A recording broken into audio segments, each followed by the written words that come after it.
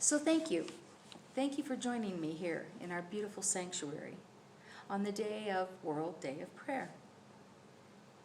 This is just a tiny little portion of the beauty that's been created here in the space and the energy that has already started to be consumed here and shared and expanded.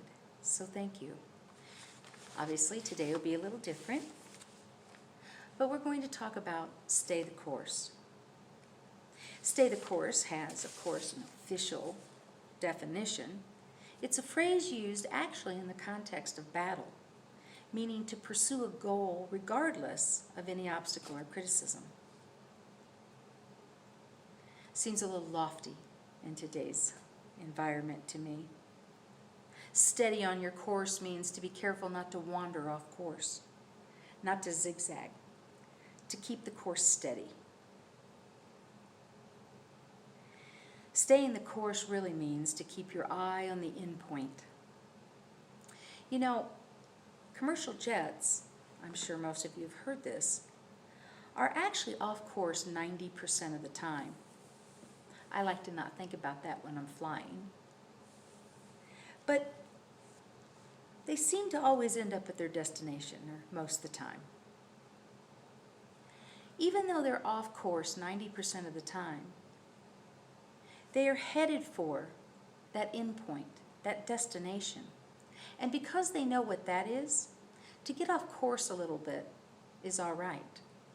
Doesn't worry them because they know where they want to end up. It's basic new thought, isn't it? Begin with the end in mind. Where thought goes, energy flows. So even if we're off course 90% of the time, if we are staying the course that takes us to our end point, then we're right where we're supposed to be. And the truth is, we're right where we're supposed to be all the time anyway, even though it appears that we're off the course 90% of the time, sometimes more. Steady on your course. Don't wander off course. You know, it can almost be interpreted as being stubborn. It could be used as an excuse to have a closed heart or a closed mind. But that wouldn't really be staying the course. If your end point is clear, if that end point is joy, if that end point is happiness, if that end point is peace. If you continue to behave or express in ways that don't take you to that end point, then you're not staying the course. Now, if you get a little distracted, or sometimes life just gets a little overwhelming, that's just part of that being off course. But still keeping your eye on the end point.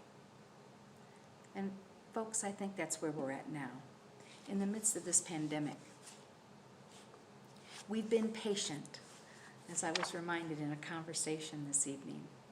We've been so patient that why would we do that and then rush to get across the finish line? We're feeling a little anxious about things, at least I know I am, and I'm hearing it in a lot of conversation. I'm seeing it in our prayer requests.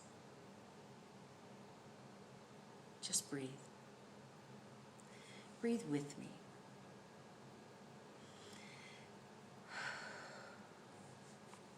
And even though those feelings are justified, and they are, for us to stay the course at this point as spiritual beings, remembering our divinity, claiming it in ourselves and seeing it in others, staying the course of moving into our highest and greatest expression. That's how we stay the course. To not be distracted to the point that we forget what the end point is from the noise and the chaos and the static. And there's a lot of it. To not move into something with anything other than deliberate purpose. Because as we move in with deliberate purpose, we remember the end point and we stay the course. I like this quote, and I don't know the author of it. Don't give up what you want most for what you want now. I want to be in our sanctuary with all of you. I want us to share Sunday mornings in hospitality. But to give up the patience that we've already shown would be giving up what we want most for what we want now. To not stay with the causes that we believe in until those causes have been heard and addressed. That would be to give up what we want most for what we want now, which might be just rest, just peace, just no more noise.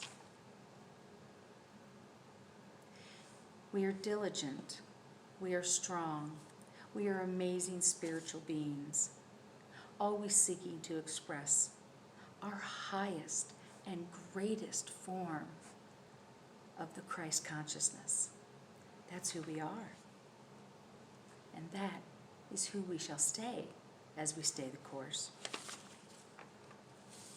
You know, Parker Palmer says in his book, Let Your Life Speak, and he's referring to depression, which he personally had experienced. To ride it all the way down, he says. To stay with it until it exceeds what you might have been most afraid of. But to stay with it so that that venture, so that that journey can bless you in deeper and greater ways.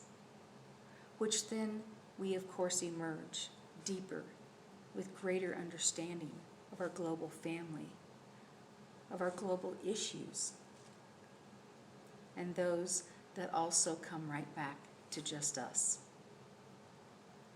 There's so little difference from this edge of the planet to the other one, to the other edge, to the other side. It will be a grand day when we stay the course, knowing that we want to connect as a global family, knowing that we want to be whole and aligned with our highest expression. This is staying the course. I thank you for the opportunity to grow with you in this and on this as we stay the course. My friends, you are invited on a daily basis to be that greatest expression. Unity of Flagstaff is here to support you on that course. And it is our honor and it is our joy. Be blessed. Thank you. Namaste. And now we will enjoy fabulous music by Mr. Matt Dillon. Oops, we're going to have to cut that. And now we're going to enjoy fabulous music, original music, once again written by our very own Matt Devlin. Listen and enjoy. Namaste.